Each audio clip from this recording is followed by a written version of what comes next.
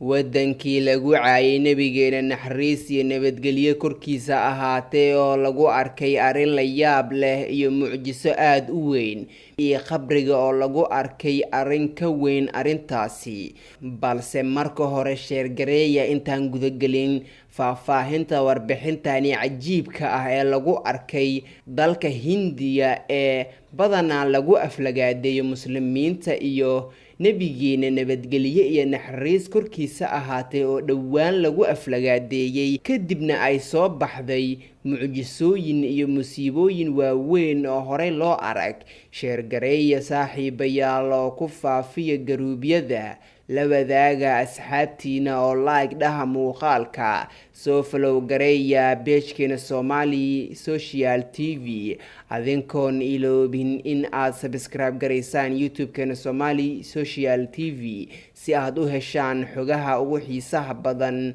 dhacdooyinka arrimaha bulshada iyo waxyaabaha mucjisada badan iyo madadaalada caalamka. aan ku bilowno. wadankii nabigeena nabadgelyo iyo naxariis korkiisa ahaatee lagu caayay ayaa waxaa lagu arkay mucjisooyin iyo musiibooyin aad u waaweyn, taas oo ka yaabsatay bulshada ku dhaqan daafaha adduunka ee muslimiinta ah. gabar yar oo mar dhow dhalatay ayaa iyadoo nool laga soo saaray qabri ay ku aasnayd waqooyiga dalka Hindiya sida ay booliiska shaaciyeen. sarkaal booliiska ka tirsan oo lagu magacaabo Abhinanda Singh ayaa wariyayaasha u sheegay in cunugta yar uu helay nin tuulada degan xilli uu damacsanaa inuu aaso gabar uu isaga dhalay oo geeriyootay daqiiqado yar kadib markii ay dhalatay. gabadha yar oo lagu aasay qabri hoos u qodan qiyaastii 3 fiid oo u dhiganta 90 sentimitir ayaa durbadiiba isbitaalka loola cararay, halkaasi oo iminka lagu daaweynayo. dhakhaatiirtuna waxay sheegeen in ay xaaladeeda soo hagaagayso. ciidamada booliiska ayaa hadda bilaabay howlgal ay ku baarayaan dhacdadani la yaabka leh ee lagu arkay wadankani mucjisooyinka badan lagu arko ee aflagaadeeya muslimiinta iyo nabigeena naxariis iyo nabadgelyo korkiisa ahaatee. waxaan isku dayaynaa in aan helno waalidiinta dhalay gabadha qabriga laga soo saaray, waxaana ka shakisanahay inay ka warqabaan sida ay wax u dhaceen, raaligelin ay ka ahaayeen, ayuu yiri Mr. Singh oo la hadlay warbaahinta gobolka Uttar Pradesh. sida uu sheegay taliyaha booliiska, ninka reer tuulada ah ayaa qabriga u qoday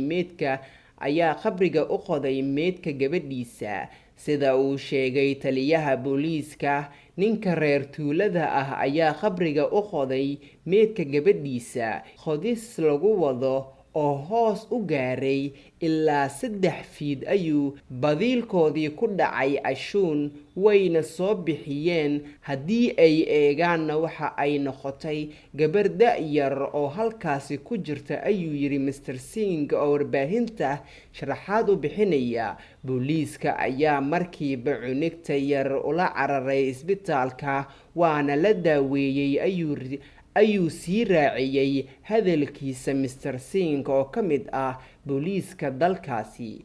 Hindiya ayaa ka mid ah wadamada caalamka ee ka jirto isku dheelitirnaan la-aanta ugu badan ee ragga iyo dumarka. haweenka ayaa inta badan lagu cunsuriyeeyaa dalkaasi, gaar ahaan kuwa ka dhashay bulshooyinka saboolka ah.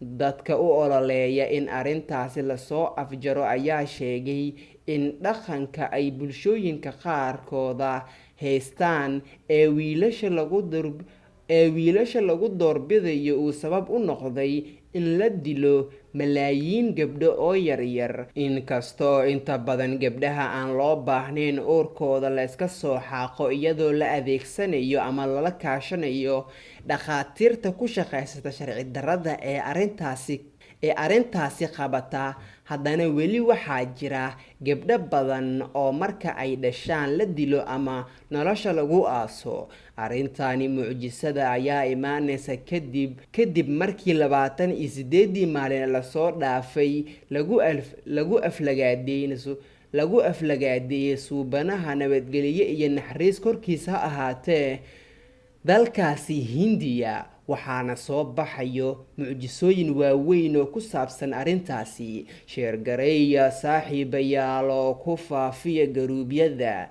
la wadaaga asxaabtiina oo like dhaha muuqaalka, soo follow gareeya page-keena Somali Social TV adinkoon iloobin inaad subscribe gareysaan YouTube-keena Somali Social TV. Intaan warbixintaan teeda kale aan kulmi doono waxaan idinkaga tegaynaa amaano Allah.